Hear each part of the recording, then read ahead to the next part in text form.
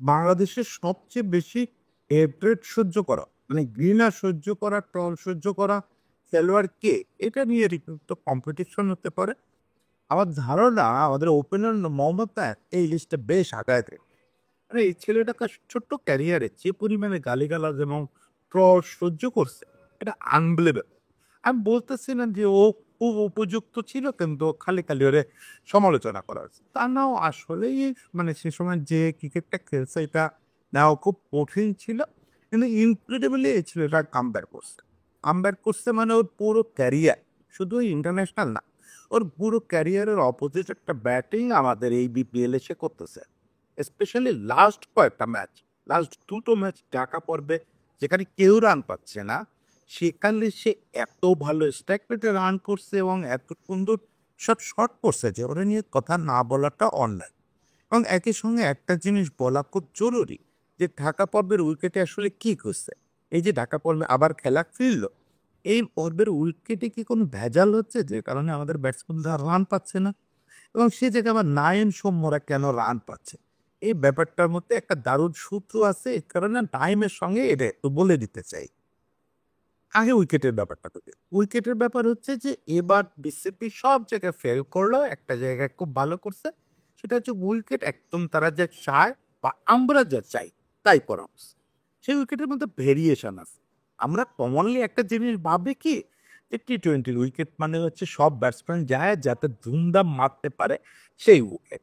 Actually টি-টোয়েন্টিতে আমি বারবার যে টার্মটা বলি যে ট্রু উইকেট লাগবে। এই ট্রু উইকেটের মধ্যে আবার নানা রকম আছে। কোনো উইকেটে বাউন্স একটু বেশি থাকবে, কোনো উইকেটে বাউন্স তুলনামূলক কম থাকবে। কিন্তু সব জায়গায় বাউন্স খুব ইভেন হইতে হবে।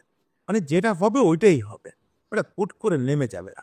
এবং একেবারে লো বাউন্স কক্ষনো হবে না। এটা হচ্ছে ট্রু উইকেটের বৈশিষ্ট্য। এবং কখনো সেখানে কোনো চ্যাপ্টারে কোনো সাকসেসে মুভমেন্ট থাকতে পারে। কোথাও একটু টার্ন থাকতে পারে। ফলে ট্রু উইকেট নেই যে ব্যাটসম্যানরা আরামসে বসে কোপাবে। আমরা ছোটবেলায় বলতাম কোপাবে। ওইটা ভাবেন না। উইকেট ব্যাটসম্যানদেরও পরীক্ষা নেবে। এবং আপনি যদি কোয়ালিটি ব্যাটসম্যান হন, আপনি যেকোনো ধরনের টু উইকেটে রান করতে পারবেন। ইভেন সেই উইকেটে যদি ঘাস থাকে, একেবারে নিউজিল্যান্ডের মতো ঘাসের মুথা থাকে, তাও আপনি রান করতে পারবেন। আপনি যদি কোপার ব্যাটসম্যান হন। এখন আমাদের ১ম চ্যাপ্টার গুলাতে মানে ১ম ঢাকা চ্যাপ্টার, তারপরে সিলেট চ্যাপ্টার, তারপরে চিটাগাং চ্যাপ্টার, এগুলাতে একটা বড় ডিফারেন্স ছিল যে বাউন্ডারি ছোট বড়। যেমন ঢাকায় একটা মোটামুটি রানের বাউন্ডারি ছিল। যখন ১ম ঢাকা চ্যাপ্টার হতো। একটু ছোট কিন্তু মোটামুটি চলে। সিলেটে সেটা অনেক ছোট। আবার চিটাগাংয়ে গিয়ে ফুল সাইজ বাউন্ডারি। একদম ইন্টারন্যাশনাল সাইজের বাউন্ডারি। এছাড়া এই ৩ টা উইকেট অনলি প্রায় একই ক্যারেক্টারের ছিল। একেবারে সেম ক্যারেক্টার তো ৩ টা সেম ভেন্যুতে হয় না। কিন্তু আমরা স্ট্যান্ডার্ড ক্যারেক্টার ধরি, আমাদের বাবুভাই সাধারণত চিটাগাংয়ে যে উইকেটটা বানান যে সবাই ওখানে ভালো করতে পারবে। ব্যাটসম্যানরা ভালো করবে, বোলাররা ভালো করবে। ওই প্যাটার্নের উইকেটটাই আমাদের ফাইন বাই এটা এনশিওর করছে। গ্রাউন্ডস কমিটি জানাতেই স্যার উইকেটে ফাইন বাই প্রচুর রিক্রুট আছে। আগেও বলছি যে ফাহিম ভাই নিজে সার্টিফাইড কিউরেটর। ফলে ফাহিম ভাই ওই জিনিসগুলো করছেন এবং লাস্ট ঢাকা রাউন্ডের জন্য একটা মজা রেখে দিচ্ছেন, সেটা আমরা কেউ জানতাম না। ইভেন আমাদের ব্যাটসম্যানরা খেলোয়াড়রাও জানতো না। এই ঢাকা রাউন্ডে যখন খেলা আসলো, আমরা দেখলাম একদম ফ্রেশ উইকেটে খেলা হয়েছে কিন্তু। এবার আবার ঢাকা যখন বিপিএল রিটার্ন করছে। আগের চ্যাপ্টারে ১ম ঢাকা চ্যাপ্টারে যে উইকেটে খেলা হয়েছে, উইকেটে একটা ম্যাচও হয় নাই। একদম ফ্রেশ, উইকেট কেউ দেখে নাই। ফলে সবাই ধরে নিচ্ছে আগের রাউন্ডে ঢাকায় যেরকম ১৮৯ গড়ে রান হয়েছে ইনিংস করতে, এবারও বোধহয় তাই হবে। হতে পারতো যদি আমাদের ব্যাটসম্যানরা রাইজিং বল খুব ভালো খেলতো। তো এখানে মজাটা দেখা গেল, এটা আবিদ হোসেন সামি একটা স্ট্যাটাসে বলছে যে এটা হচ্ছে টেনিস বলের বাউন্সের উইকেট। এক্স্যাক্টলি ওইটা না করলেও যেটা হচ্ছে এখানে বল আপনি উপলেন্থে খেলতে পারলে খুব সামান্য চাপ দিয়ে, মানে এমনিতেই যেটা পায় আপনাকে বাউন্স করাইতে গেলে বা একটু বাড়তি বাউন্স পেতে গেলে পরে একটু চাপ দেয়, সেটা দরকার হয়। উড লেন্থে যদি বল ফেলতে পারেন, শর্ট অফ উড লেন্থে যদি বল ফেলতে পারেন, পেলে যদি আপনি সামান্য একটু চাপ দেন বা তাক করে লাফ দিয়ে তো মাথার উপরে যাবে না, মানে নো বল হবে না, বলটা একটা ডাউন হাইটে আসবে। মানে এই হাইটটা প্রবলেম হচ্ছে, এই হাইটটাতে আমি বলি এটা অস্ট্রেলিয়ান হাইট। এই বাউন্সের হাইটটা হচ্ছে অস্ট্রেলিয়ান। এই হাইটটা আপনার চরম পরীক্ষা ব্যাটসম্যানশিপ।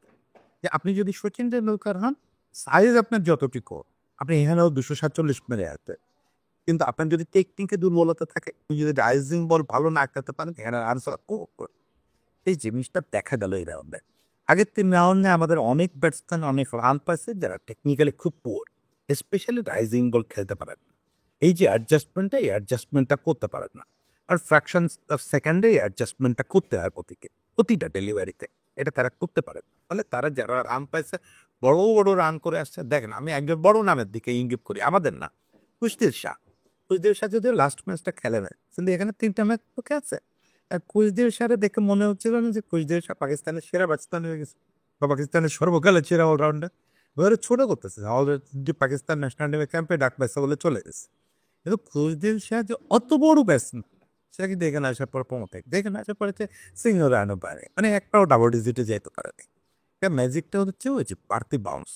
ফলে পেসারদের বল শেষ করে নাইট রানের মতো যারা একটু লম্বা, নর্মালি ওদের বল লাথি ঘুরবে, ঘুরলেন তো পড়লেই লাথি। এইটা খেলা একটু এখন আমি সব সময় আপনারা একটা জিনিস, যদি আমার কেউ একটা লোকও যদি প্রথম দিন থেকে ফলো করে থাকেন, এই কথা বলা শুরু করার পর, তাহলে আর দেখবেন যে একটা লোকের কথা আমি সবসময় বলি যে একটু রাইজিং উইকেটটা, একটু বেশি বাউন্সের উইকেট আমাদের সর্বকালের সেরা ব্যাটসম্যান হচ্ছে সৌম্য সরকার।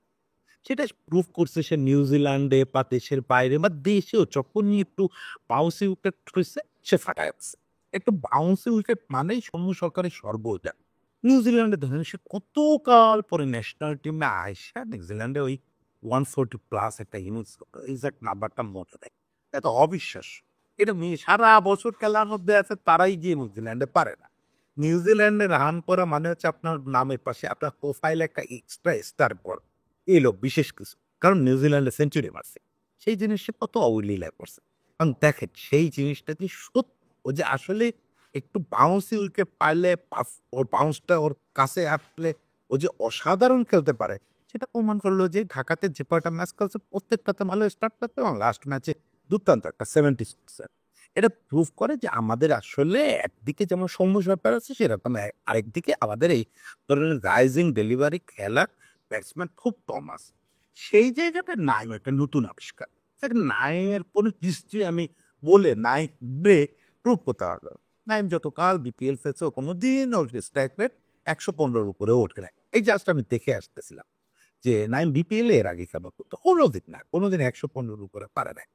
ওর জন্মের মধ্যে কম হচ্ছে জাতীয় দলে ডাক পাওয়ার পরে থার্ড অথবা ফোর্থ ম্যাচে ওই ইন্ডিয়ার বিপক্ষে একটা 80 রানের ইনিংস খেলে ফেললে ওই সেটা 140 plus strike rate. Very unlikely Naim, very unlikely Naim. ওটা নাইমের সঙ্গে যায় না। নাইম নিজেও সম্ভবত ওইটা ভিডিও দেখে আর বিশ্বাস করতে পারেন নাই যে এটা কি করছি আমি। নাইমের ঘরোয়া ক্রিকেটের ক্যারিয়ার অমুক তমুক আপনি ঘুটে দেখেন, নাইম কোনোদিন 140 প্লাস স্ট্রাইক রেটে কোনো স্বীকৃত টি-20-তে ব্যাট করেনি। সেই লোক ইন্ডিয়া বিপক্ষে এটা করে, এটাতে দুটো করবেন। নাইম কি করে জাতীয় দলে ওপেনার হলো সেটা নিয়ে আমার সবসময় প্রশ্ন হচ্ছে যে ট্র্যাক রেকর্ডটা কি, কি দেখে তারা টি-20 ওপেনার বানানো হলো। সে গেছে এবং ওরকম একটা ইনিংস খেলছে। ফলে আপামর মানুষের ভেতরে ধারণা হচ্ছে সে একটা অ্যাডাম গিলক্রিস্ট বা ম্যাথু এডেন হয়ে গেছে। ফলে মানুষ প্রতিদিন টিভির সামনে বসতো ওই ৪ ছক্কা দেখার জন্য এবং ওই 140 প্লাস স্ট্রাইক রেটের ৮০ রানের ইনিংস দেখাচ্ছে। নাইম টুকটাক রান করে, ২-১টা 50ও করে। কিন্তু সেগুলো স্ট্রাইক রেট ৯০-তেও নেমে যায়। ১১০ ক্রস তো ১১০-এর উপরে উঠতে পারে না। মানে ওর ক্যারিয়ার স্ট্রাইক রেট বিপিএল পেলে যা ওইখানেই গুড় করে। ওর বোধহয় এখন ইন্টারন্যাশনাল স্ট্রাইক রেট যখন বার করছে তখন ১০৩। মানে আপনি চিন্তায় করেন যে লোক ১২৫ স্ট্রাইক রেট একটা এই ঠিক আছে, তারপরেও সেটা ফল করে ১০৩-এ নামছে। তার মানে তাকে বেশ কিছু ইনিংস ৯০ স্ট্রাইক রেটে খেলতে হয়েছে। নাহলে এত নিচে তো নামানো সম্ভব না। এরপরে নাইম বিপিএল এ খেলছে অন্যতম কোথা। নাইম না পায় রান, না ওই স্ট্রাইক রেট বাড়াইতে পারে। অবশেষে এই বিপিএল এ নাইম রান পাওয়া শুরু করলো। নাইম অন্তত একটা এন্ডে প্রুভ করলো যে সে থেকে কিছু কিছু রান করতে পারে। ফ্রাঙ্কলি স্পিকিং এই ঢাকা পর্ব শুরুর আগে তার স্ট্রাইক রেট আবারও সে ছিল ১০৩-১১৩ ছিল না, কিন্তু ১৩০-এর আশেপাশে করতেছিল। আপনি যদি ঢাকার উইকেট এবং আমাদের এখানে তো সব বোলার অত স্ট্যান্ডার্ড না, ওরে ছোট করতেছি না, ওই যেটা পায় এইখানে এইসব বোলারের এই জিনিসটা আপনি যদি ১৩০ স্ট্রাইক রেটে ব্যাট করেন তাহলে আপনি নিজেকে জাতীয় দলে ভাবাটা একটু কঠিন হয়। কারণ ওখানে গিয়ে ১৩০ ধরে রাখা আপনার কঠিন হবে। এখানের ১৩০ স্ট্রাইক রেট মানে ওখানে গেলে আপনার স্ট্রাইক রেট ১১০-এর মতো। এটাতে চলবে না, আপনার ইন্টারন্যাশনালি লাগবে ১৪০। মানে এখানে আপনার ১৬০-এ ব্যাট করতে হবে। অ্যাট লাস্ট নাইমেকার অগ্নি পরীক্ষার সময় সেই জিনিসটা অ্যাচিভ করছে। ঢাকাতে আসা আগের ম্যাচটা তো সে 77 করছে, ওখানে টাইপের আমার জন্য সন্তোষজনক ছিল না। যদিও ওই ইনিংসটা আমার কাছে ভাল লাগছে। ওখানে সে খুব ঠিকই কিছু শট করছে। যেটা দেখতে আমার মনে হচ্ছিল আমি মাঝে একটা গ্যাপ দেওয়ার পরে ওই ম্যাচটাই দেখলাম। আমার কাছে মনে হচ্ছিল যে উইকেটের পেছনে এমনিতে তো নাইমের যেটা করে যে না ২ সাইডে ভালো খেলতে পারে। দুই স্কোয়ারিশ এবং খানিকটা মিড ২ মিডে এই জায়গাগুলোতে সে ভালোই খেলে। এটা তার খুব একটা দুর্বলতা নয়। কিন্তু তার মুশকিল হচ্ছে তার কোনোদিন দেখি নাই বিহাইন্ড দ্য উইকেট পড়তে। মানে আমি কখনো খেয়াল করি নাই। এবার হচ্ছে সে বেশ চিগি শট করে। ইভেন নাহিদ রানারেও দেখলাম একটা সে র‍্যাম্প পড়ল। That's very good, very good. মানে সে ইম্প্রোভাইজ করার চেষ্টা করতেছে। কারণ ঢাকাতে এসে দেখলাম যে সে প্রচুর সুইপ করতেছে, রিভার্স সুইপ করতেছে, স্কোয়ারিশ অঞ্চল দিয়ে খেলা। কিন্তু এই অঞ্চলগুলোতেও সে মানে এই শটগুলো আগে করতো না এত বেশি। এবং ইন্টারেস্টিং হচ্ছে যে বল তো রাইজ করতেছে। যে শুরুতেই যেটা বললাম যে গুড লেন্থে পড়লে বল উঠে আসতেছে, শর্ট অফ গুড লেন্থে পড়লে বল উঠে আসতেছে। নাইম এখানে একটা ফায়দা নিত। এন্ড অনেক লম্বা কিন্তু। নাইম কি হলো যে নাইমের জন্য এই রাইজিং বলগুলো খেলার জন্য জাস্ট এই অ্যাডজাস্টটা করতে হলো যে সে কুইক ব্যাট নিয়ে আসতে পারে কিনা। এটা করতে পারলে যেহেতু সে লম্বা তার আর খুব একটা ঝামেলা হলো না। ফলে সে তার চিকি শটগুলো করলো, সে ২ স্কোয়ারে খেললো, ২ মিডে খেললো, বেশ রান পেল। এবং আমার কাছে মনে হলো যে নাইমের এই ঢাকা পর্বের খেলাটা আমাদের রিথিঙ্ক করার সুযোগ আছে। না এখনই নাইমকে জাতীয় দলে নেওয়ার কথা ভাবারও কোনো সুযোগ নেই।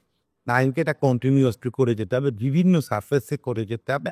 তারপরে এখন তো আমাদের অনেক ছেলেপেলে উঠে আসতেছে। এখন নতুন করে প্রতিযোগিতা আসতেছে। আমি যেটা বলি যে নাইম এট লিস্ট হাত উঁচু করে বলল যে আমিও কম্পিটিশনে আছি। আমি দৌড়াতে চাই। ওকে, এবার তাকে ওয়াইল্ড কার্ড দেওয়া হোক, সে দৌড়টাকে। যদি দৌড়ায় ভালো করতে পারে আমরা বিবেচনা করবো এরপর। আমি চাই শুধু নতুনরা না। নতুনদের ব্যাপারে আমার অবসেশন তো আপনারা জানেন, এ নিয়ে একটু গালমন্দ শুনতে হয় আমাদের। কিন্তু আমি চাই যে আমাদের এই যে ব্রিড এজটা, লায়নদের এজটা যারা একটু পিছায় পড়ছে যে ব্যাচটা, ওই ব্যাচটাও আবার পুনরুত্থান হোক। ওরা এইভাবে বিভিন্নভাবে অ্যাডজাস্ট করবে। আমি কিন্তু তার ব্যাটিং অ্যাডজাস্টমেন্ট নিয়ে কথা বলছে। সে সম্ভবত প্রেস কনফারেন্সে কথা বলছে, আমি দেখি নাই, আমি পড়লাম। ওখানে নাইম মুশফিক রেকর্ড দিচ্ছে ২ ধরনের সুইপের জন্য। রিভার্স এবং রেগুলার সুইপ। এই ২ টা নিয়ে সম্ভবত সে মুশফিকের সঙ্গে কিছু কাজ করছে বা কথা বলছে। I am not sure. যাই হোক মুশফিক তো বাংলাদেশে এই ২ টাতে সর্বকালের সেরা।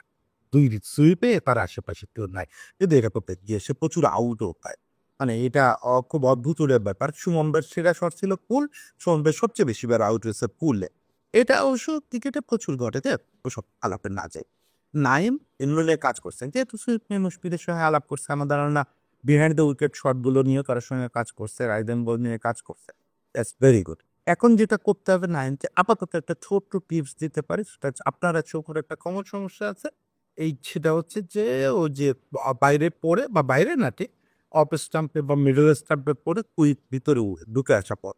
এই ২ টা নিয়ে আপনার দুজনেরই একটু কাজ করলে আপনারা অন্য লেভেলে চলে যাবেন। একদম অন্য লেভেলে চলে আসবেন। এই জায়গাটা আপনাদেরকে একটু আটকায় রাখছে। সৌম্য তো এটা নিয়ে একদম শুরু থেকে আটকে আছে। সৌম্য আমি জানি না যে এটা নিয়ে কাজ করে কিনা। আমার ধারণা সৌম্য কাজ করুক বা না করুক নাইম কাজ করে ফেলবে। এতদূর যখন চেঞ্জ করতে পারছে কারণ কি চেঞ্জ করলে ক্ষতি? নাইমের জন্য শুভকামনা থাকলো, সবার জন্য শুভকামনা। সবাই ভালো থাকবেন।